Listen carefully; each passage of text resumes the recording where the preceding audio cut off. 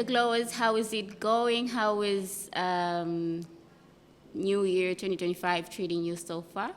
Well, welcome back. If it's your first time to tune in to Mental Glow, this is Jacqueline Oden. I'm a psychologist and also a podcaster, as you can see. And I am so honored to have Mr. Farouque today. He is a designer by profession, right?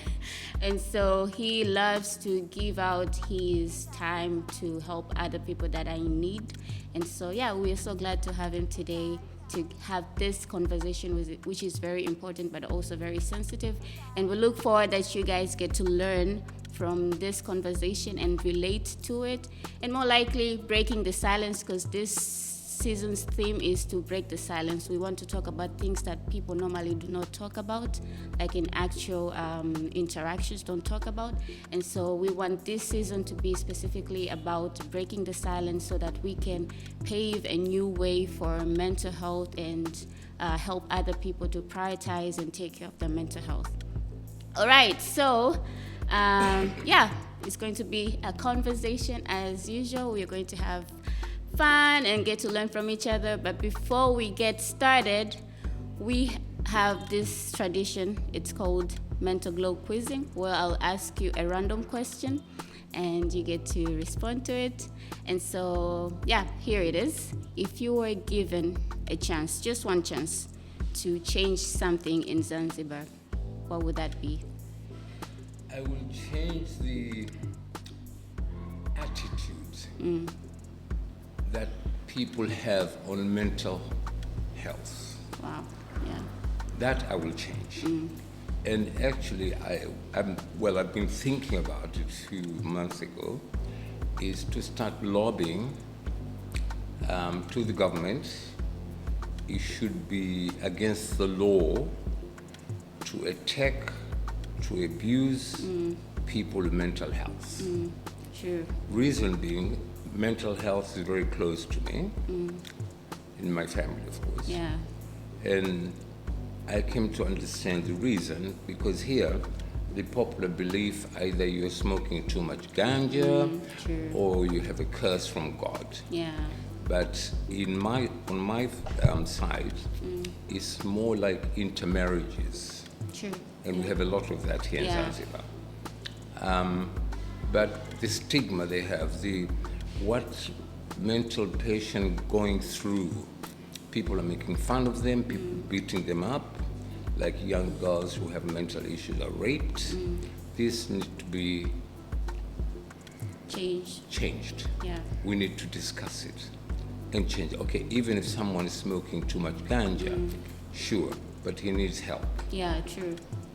You see, there's one thing we really need to work on it. We used to have the same stigma with HIV, but now at least the stigma has gone down. Yeah. But mental health, this needs to be tackled. I mean, even the government has done several movements and more like efforts to change, but still you see that there is a need, especially when it comes to mental health. In Zanzibar, we do not have a mental health policy, even a mental health strategic plan. We do not have that. And for us to change the narratives, we need to have that so that we can have like a guideline that directs us on what to do, where especially is the gap, and how can we change that.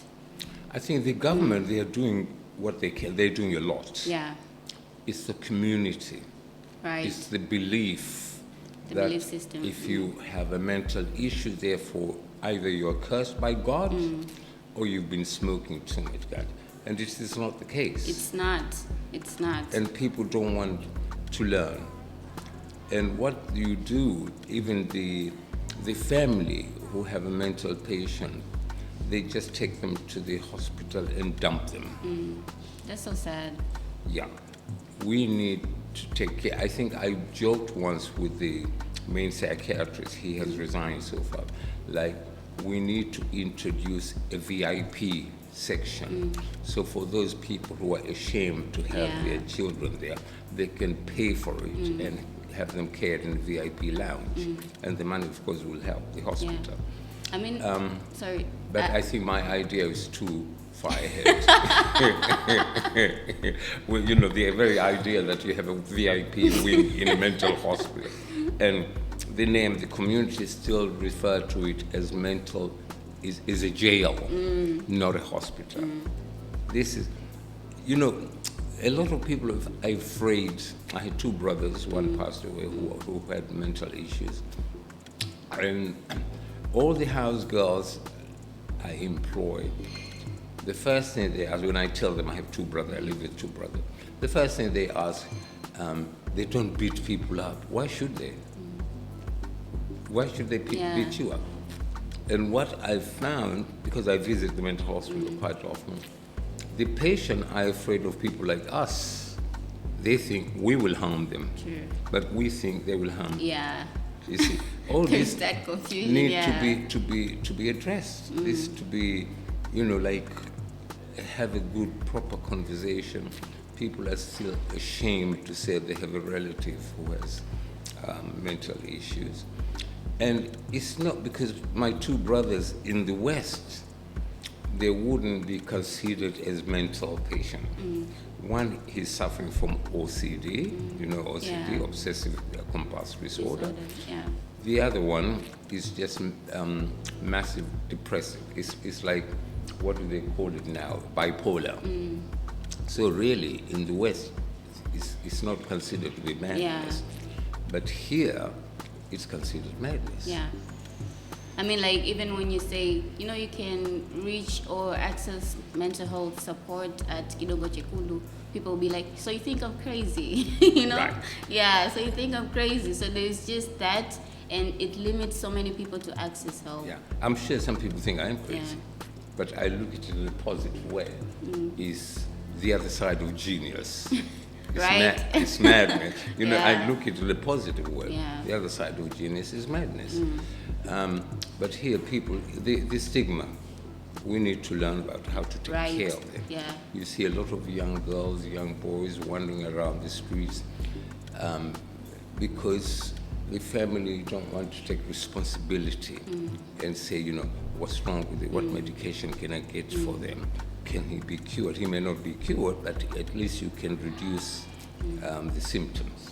Sounds to me like there much effort is needed to change people's beliefs, as you say. Right. Yeah. Yeah. I mean, people believe in witchcraft, believe in the curse from God, they believe in bangi. Yeah. And it's not the case. Right. A lot of young people, they go through mental health when there are divorces in the house, because, you know, some children are tough. They Right. can survive that. Some children, they They're want not. to see mommy and daddy together. Together, So yeah. once they're divorced, that disturbs them. You know, there's so many issues. And then it even impacts how they relate to other people. Yeah. You look a bit strange, then you must be mad. Right. You understand? We need to change this. Yeah. The sooner the better. Exactly. And I think, me personally, I think there should be a law to protect people with mental illness.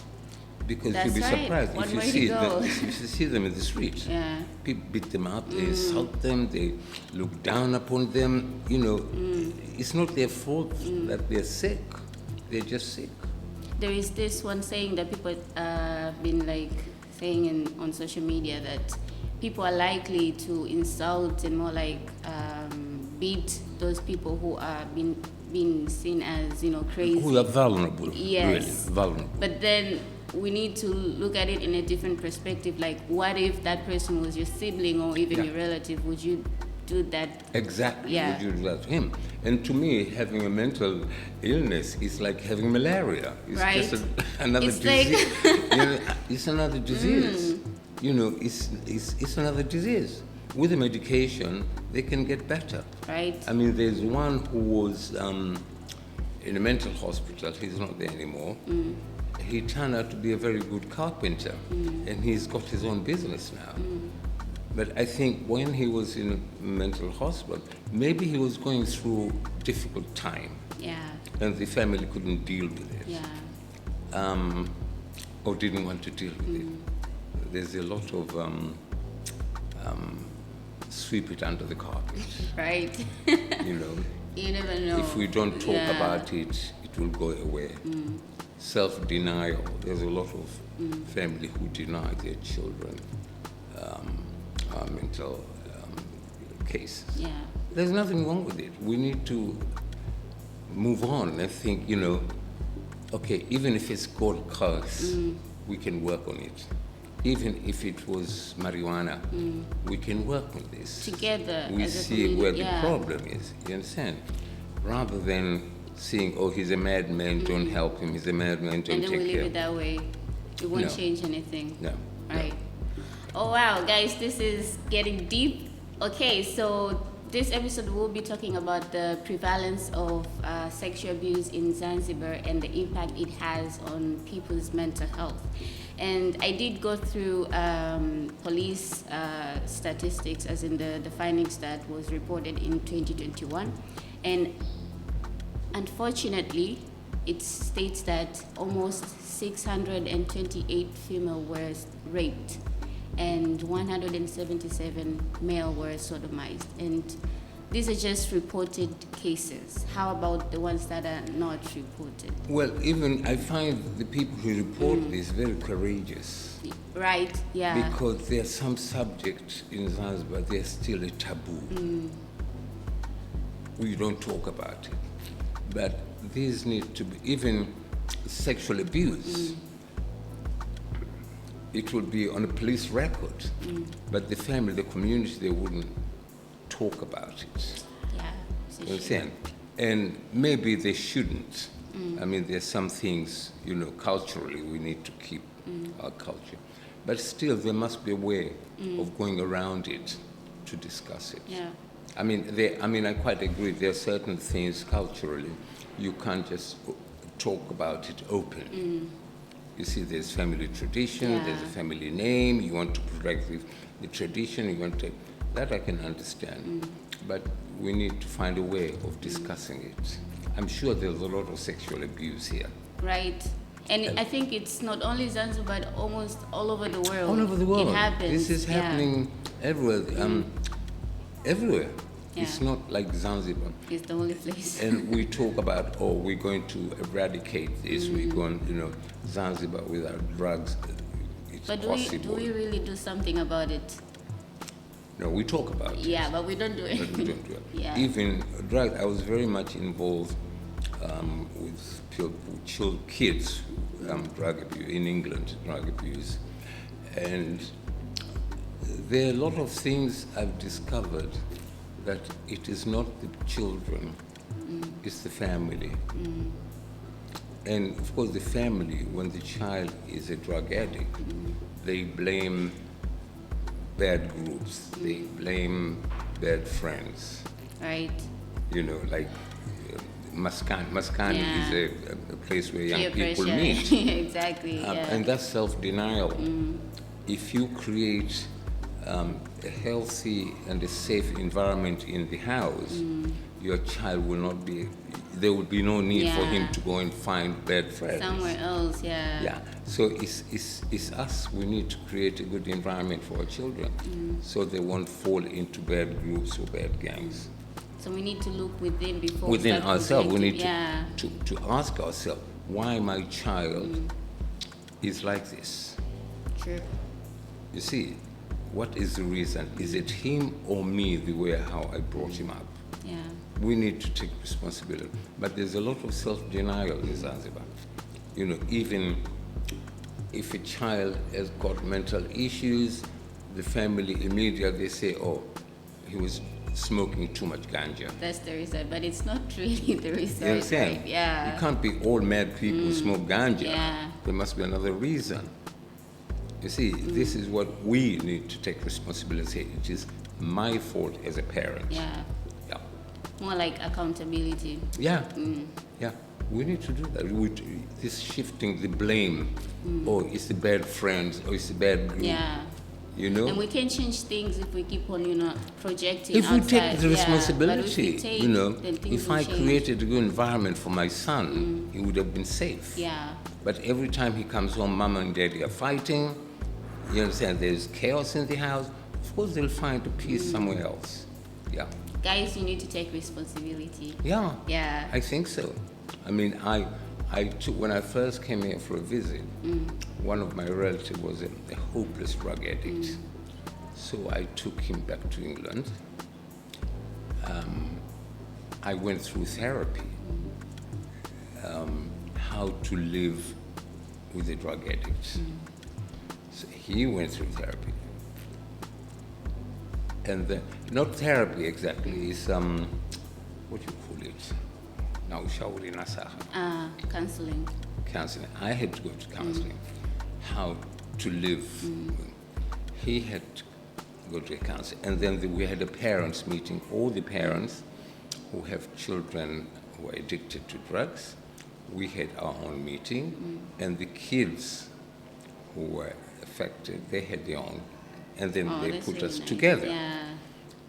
you know, to find out where did we go wrong. And this needs to be introduced here.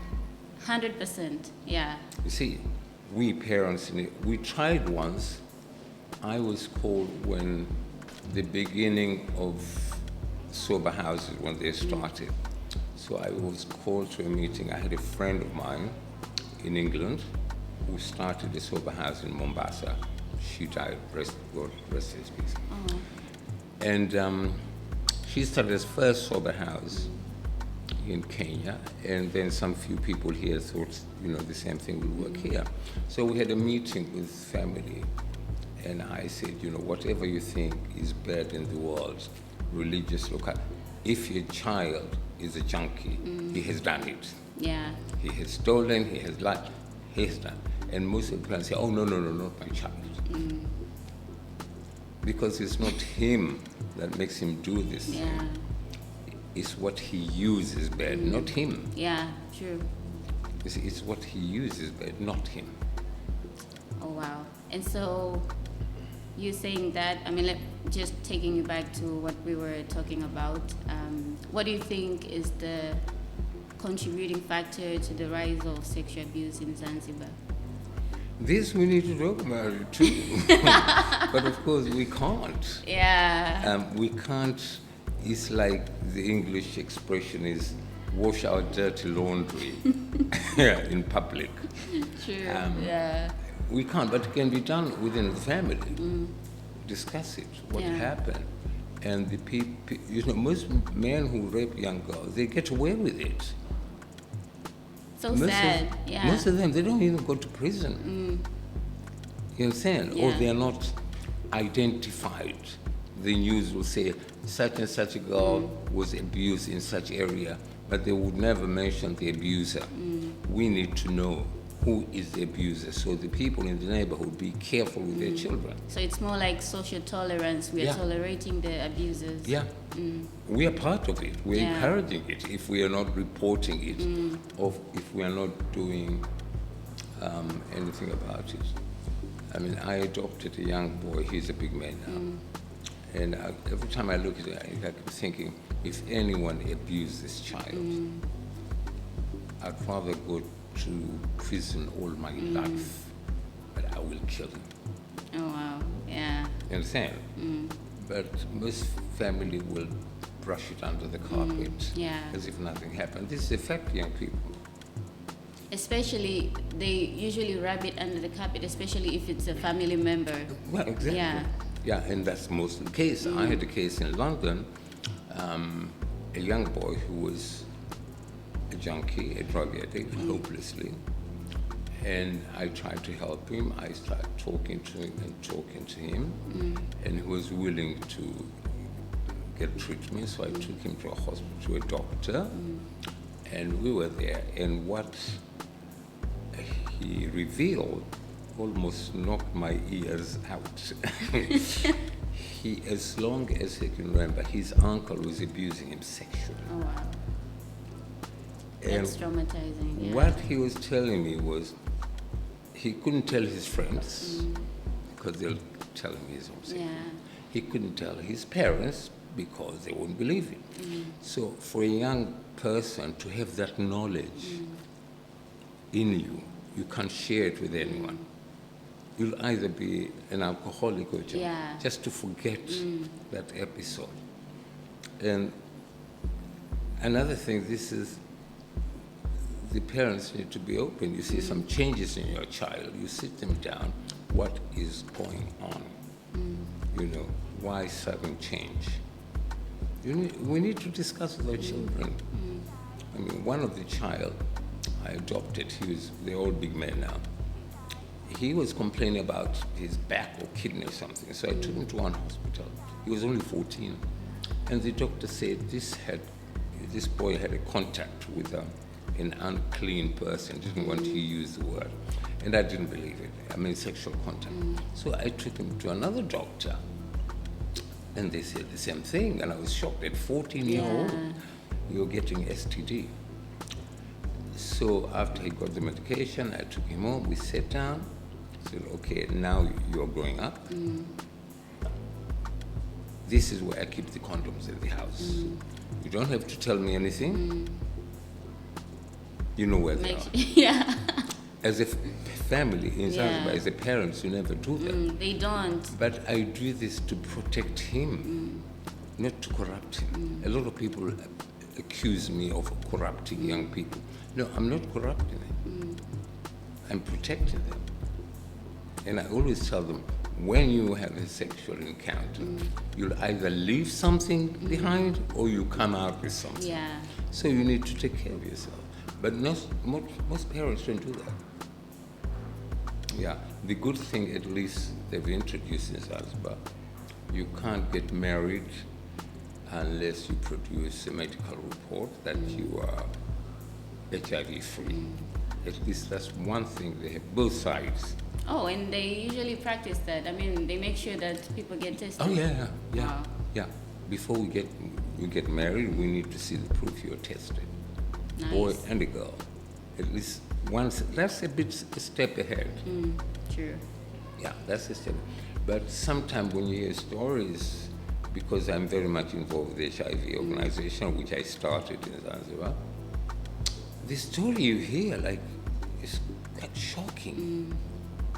You're saying people from the mainland, from a village, when a brother dies, they inherit the wife. And they don't check their medical status. Yeah. You know, young girls are forced to marry to an older person because he's wealthy. They don't check that this old man is HIV positive or not. They believe because he's old, he can't be. Yeah. You know, these things we need to sit and think. I think values have shifted. Dignity too. Yeah, people don't look at the would-be husband as a person, as human. They look at them as, what has he got? Has he got a car? Has he got a nice house? Has got a good income? Then they sell off their children. They don't go deeper and say, you know, his background. You know, what has he been doing before? Was he sleeping around? No. A lot of things we need to, but sometimes when I talk to people here, they think, you're bringing your Western propaganda. It's not Western, it's humanity. Yeah. It's And nothing we need to to do with learn the West. good things from. I mean, sometimes I hate when these Western experts come to Africa, Zanzibar, and teach. I had one teach girls about productive health and, you know, when girls have period. We were doing this 100 years ago. We were using Kanga. Yeah. I mean, they only started teaching sex education in Europe about 20 years ago. We're doing this 100 years ago by using Kanga. Yeah. Yeah, so why are you coming to teach me of something I taught you, actually? And we embrace these people. You know, they're bringing sanitary towels. Do you know what they're made of? Right. Are there any chemicals? Before that, women use Kangas, a sanitary towel. And it's working for most people, Of course. Yeah. Of course. You see, we embrace this thing. We don't know what these things are going to do to our bodies in 20 years' time. So we need to sit and think, Oh, yeah. Rethink so many is things. everything that comes from the West, is it good? Yeah. Just we ask ourselves, is it good? How come before they came we use our own methods and we were okay? Yeah. And things are changing right now, so we need to take some time to think about all of that. Yeah. You see, we think using the old ways is primitive. It's not advancement. And the Western world, of course, take advantage of this. These people are primitive. We are not. we start taking care of ourselves centuries ago. Yeah. You understand? We need to get this. Oh, this comes from Europe, so it must be good. Oh, the sanitary towels. We can also make good stuff here. Yeah, the sanitary towels from Europe, they must be good. Do you know what they're made out? Are there any chemicals in there? What this chemical will do to my body in 20 years' time? So we need Unless you're sure, don't use it. Yeah. Go to the old method, which worked very well for centuries. Right.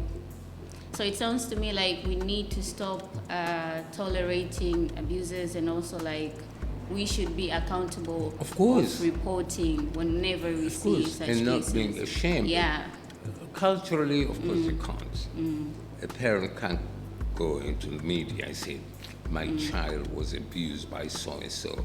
Sometimes the abuse is in the house. But there are still courageous people that still do There are that. few. Yeah, There are few who do that. Yeah. But you don't hear cases like a rapist has gone to prison for 40 years or so. They never. I haven't heard this. Or a drug dealer is in prison for life. I know the police, they confiscated drugs from this house, but they never mention who it belongs to. No accountability. Yeah. Oh, wow. We need to start doing that. And this sexual abuse really impacts a lot of people, like mentally, as you mentioned. Some people become alcoholics. People are alcoholics, they become junkies, they become, traumatized. it's a trauma. Not only sexual abuse, as I said before, even the divorce in the family, for some kids, is very traumatic. You know, one morning, mommy and daddy is there, the next morning, they're not there anymore. And of course, culturally here, when, there's always conflict. There's when there's a divorce, I don't want your children, you take back your children. You understand? Yeah. Because it's very traumatic for some children. So this creates a lot of other problems, like the mental breakdown, drug abuse, alcohol. Yeah. And so, like, when people... Another problem I would say is that when people get to experience mental health challenges or problems, and let's say somebody else offers to take them to the mental hospital, Kidongo Chekundu, people are unlikely not to go there. No. Yeah. I had, every Ramadan, the holy month of Ramadan, I collect dates, which is traditional to break the fast. And I send this to a mental hospital, I send it to prison, I send them to HIV AIDS, I send them to sober houses. And one day some wealthy person, there's a shop owner, called me and said, I hear this is what I do. I would like to donate and come. And he was going to come with a television camera. And I said, no. I'm not doing this to gain popularity. Commercialize. I'm doing it for me. Yeah. So we went to a mental hospital. He brought quite a lot of stuff, food stuff. He brought mattresses.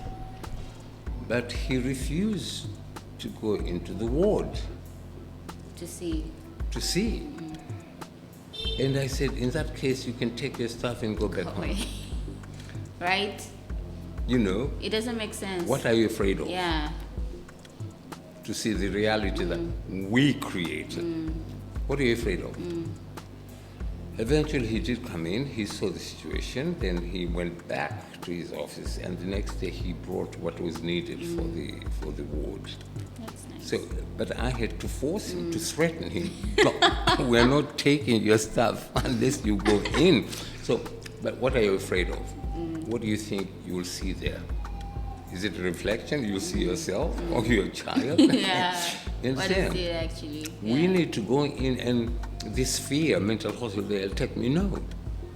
They, most of them are afraid of us. We will harm them. Yeah. And we're afraid of them. Yeah, and we're afraid of them. These people are harmless. They're vulnerable. But they're not. You know, I mean, if they're going to kill you, anyone can kill you. Yeah. It doesn't have to be a madman. This is why are we afraid of our own reflection. We have a lot of work to do to change. Yes, to change, but we can change kidogo gradually. Baby steps. And understanding ourselves, what harm do we create to our children? What harm do we create for the community? You know, people here, they have tendency, if they've made it or they have a little bit of money, they tend to look down on the poor people. Yeah. This is un-Islamic to start with, and it shouldn't be like that. We're all equal in the eyes of God. True. So why should I look down on someone who is not as fortunate as I was? No. I mean, I would like to applaud you because you're doing a lot of things to change the situation. But do you think anyone listens? That's the hard part, but yeah, still you're doing something, right? One day I was visiting my brother at mental hospital, and on my way out, all the patients came out watching me.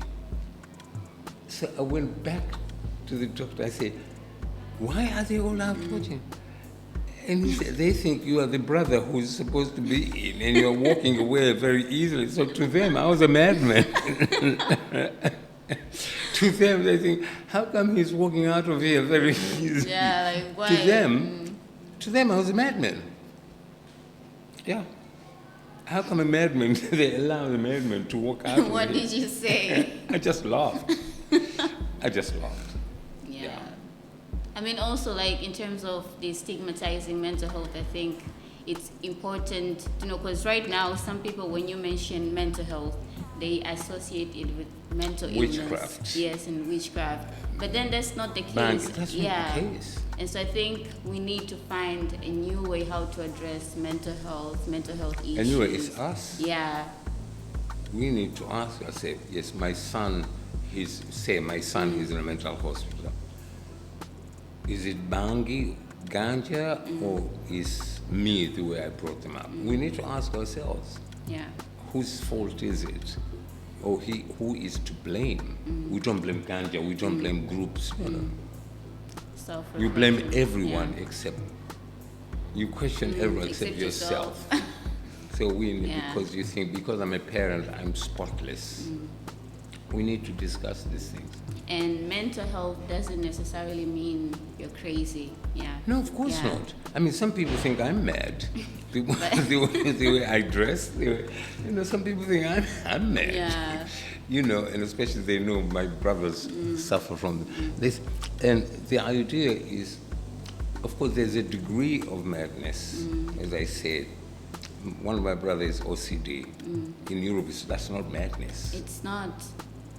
It's just a mental. It's not madness. Bipolar. There are a lot of famous people who go through. Yeah. But here, a mad person is just a mad person. I mean, as long as you're getting the help that you require, then they don't you're not harming yourself. You're not harming other people. When I first came here, I was getting medication. Yeah. I found out what medication my brothers use, and I went through the internet, and I thought, this is not madness. The man is just suffering from OCD. Yeah. You understand? But to Zanzibar, he's mad.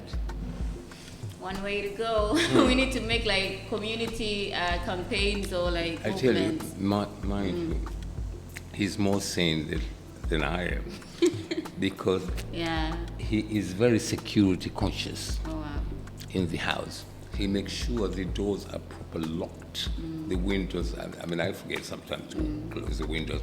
He is very conscious security-wise. So I wouldn't call him mad. Because he makes sure that everything is okay. Yeah, it's safe. Everything is safe. Everything is okay. A mad person wouldn't do that. You understand? Yeah. He's just suffering a condition. That's all. Yeah. All right. Okay, so looks like we have a lot of things to do in Zanzibar. A lot of work to do. Yeah, a lot of work to do. To understand, not to understand HIV or to understand mad people, to understand us Yes, it has to start with us. Understand ourselves before we even get to understand other people. We have to understand us. Yeah. To look deep inside. What have I done wrong? Where did I go wrong? Why my child is this? Is it my fault? Is it the environment? We need to ask ourselves these questions. Yeah. Because like even when it comes to sexual abuse, most cases starts from home. From home. Yeah. Most of sexual abuses are in the family, but nobody will talk about it. Right. Maybe they shouldn't. Maybe there are certain things, you shouldn't expose to the world. We haven't reached that stage Europe has reached. Yeah. And I think maybe it's not, you don't hide it, but at least you discuss it within the family. Let's talk it out. Yeah. You discuss it within the family. Don't just publish in the media. And the perpetration needs to end. Yeah. You need, okay, if my husband has raped my child, then this husband is no good. I divorce him, no matter how much you love them, but he's damaging the children. Yeah. Okay. So talking about changing the narratives, what do you think is the ideal movement to end violence in Zanzibar? Violence against who? Ourselves, children, fellow. Sometimes, occasionally, I watch Tanzanian films, short films, and every film I have seen, a woman is beaten up, a woman is kicked out of the house, where the man is talking to a woman. You understand? These artists, they have responsibility. Media is a very powerful tool. Right. You are sending the wrong message to a young girl, thinking that when I grow up, this is what my life is going to be. I mean, I always talk to filmmakers, why don't you do a film about a woman who shoot her husband and inherit the money? Just to change the perception. Yeah. Why do you always portray them as a victim? Yeah. And I really get very disturbed because I grew up with a family of women, and they were strong. Yeah. They were all working. They all had their own property. They were all professional women. So to me, to see a woman being treated like that is very foreign. All right. Yeah. Because I've never seen it. My image, women are in Zanzibar, some women, very strong. They run the house, they have their own business, they don't rely on a husband, you understand? But then again, you're showing me the film that a woman is totally reliant on you. She didn't cook, you kick her out. You beat her up, you talk to her as if she's nothing. This needs to change. Yeah. The artists, the filmmakers, they need to change this. So more The like sooner the better. So more like change in how we tell stories, storytelling. Yeah. Yeah. Because what are you saying to a 10-year-old girl? Is this how your life is going to be? Do a film about a successful woman, businesswoman. Yeah. Successful doctor. Uplifting, empowering. Yes. Yeah. Successful doctor. So a young woman thinks, when I grow up, I want to be like that. You have to be beaten up and being kicked out of the house. You understand? Yeah. It's a good thing. Now, lucky we have a female president in Tanzania, and to me, it's a very good image for young girls. People are looking up to her. Right. Yeah. Young girls said, I would like to be like her. And this is what we need, a positive image of women. True. Even my son, I tell him, when you get married, do not bring me a woman in the house who's just sitting around doing nothing. Yeah.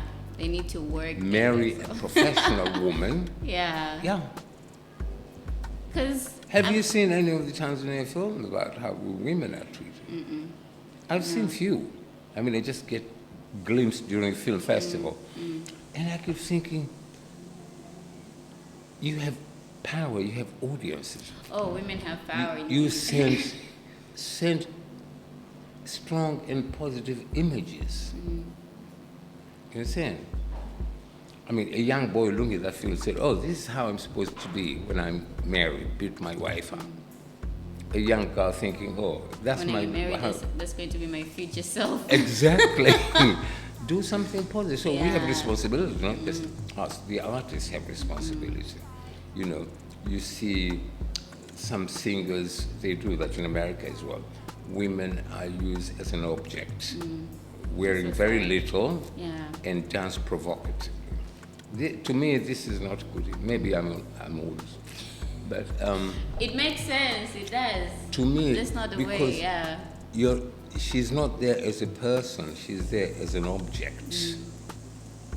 You understand? Of entertainment, and I'm very uncomfortable. I don't watch this film when women wearing very short clothes and. Not short clothes you can wear, but dancing provocatively. Yeah. Is that what women are for? Not really. No, I don't think so. You know, treat them as people, as human, not as objects. Right. The power of storytelling. We need to change how we tell stories. All the singers in Tanzania, or maybe in Africa, they have the woman as a toy. An object, right? An object. Like even, Understand? But maybe some women encourage it, I don't know. Yeah. Because some women come from poor background, doing that they get income. But there are other ways of getting income. So more like setting the standards. Yeah, I mean, like even we have Bodi Asana, what they call it, an arts council. They need to look at, in Zanzibar and in Dar es Salaam, we need to look at this. Yeah. You understand? A woman being beaten up, that's not the image you want. So the art council need to have censorship of no, don't do this. I'm very much involved with the film festival. And one day, the censor board came because they all come and see what film are they showing. And there's one film they didn't want it shown because a woman is showing her shoulders or something. And then they allow this Brazilian film, I think Children of God or something, to be shown. This film is young kids as young as 12 with machine gun killing people. I was thinking, you understand? Yeah. But to the censor board, they thought that was okay. For a woman to show her shoulders is not okay. And I was thinking, something is not right. Something is not right. Yeah. A 12-year-old with a gun shooting people, and a woman showing her shoulder, you find that offensive. You understand? I thought, this sometimes it baffled me. A violent film you allow to be released, but an innocent film, just because of the shoulders. because of shoulders or something, you know? And one day I was watching a film with my little son, and obviously there were a couple in bed. And a relative came and saw us watching this, and said, "Oh, switch this off, switch this off. This is not a good for a child to see." I said, "He's a boy. Within 5 years, he's going to do exactly the same thing." So it's something natural. You know, within 5 years, he's doing the same thing. So what's wrong with it? I think especially with the Tanzanian culture, we think that when we talk about these things with our kids, then we corrupt we are them. more like exposing them to do it, which is But not they're the going to case. do it anyway. So Better talk they about do it Yes. safely. Better they do it safely Yeah. than they do it wrong. So it's more like also breaking the silence when it Yeah. comes to talking about And I such told things. this woman, but he's going to do that in 5 years' time. The boy is 10. Yeah. You know, and he's going to do exactly the same. So what's wrong with it? And it's natural. That's how we come to the world, a man and a woman in bed. So, you know, we think things differently here. Yeah. I don't know much about Wajamama. I know Nafisa, of course. I knew her family long way back. But whatever they do, of course, they are on the right direction. Yeah. You see, Or sometimes I ask myself, how come, in Europe when a woman have a child in a hospital, a husband goes there as well. Before that, they were forced to do it. And I think they need to introduce that here. Yeah. So you can see what she's going through True. to produce a child for you. Yeah. That kind of thing is not a taboo, but we need to learn. Men need to learn. This is what my wife going through. Even with menstrual health. Yeah. Yeah. Yeah. You hear that, guys? All right. It's something in Tanzania we need to, especially in Zanzibar, we need to learn, we need to understand, we need to discuss a few things. Yeah. The treatment of women, why we do that. And it's very un-Islamic. In Islam, a paradise is under the feet of your mother. That doesn't mean the mother who bore you. Any woman is a mother. Yeah, true. So you need to respect Yeah. the woman. Yeah.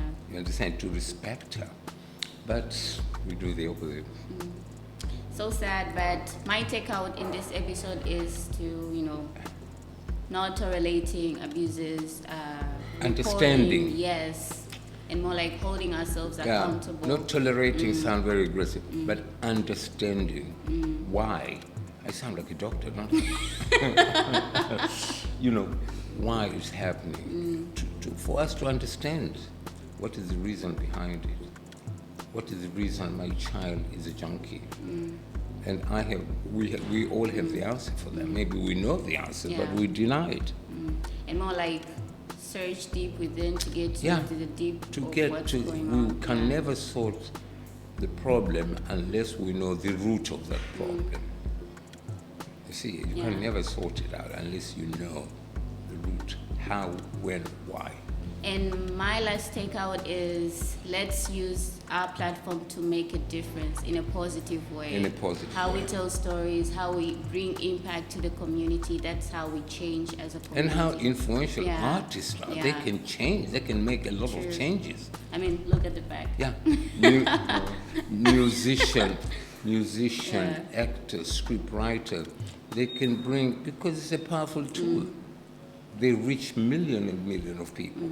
So they need to send a positive message. Yeah.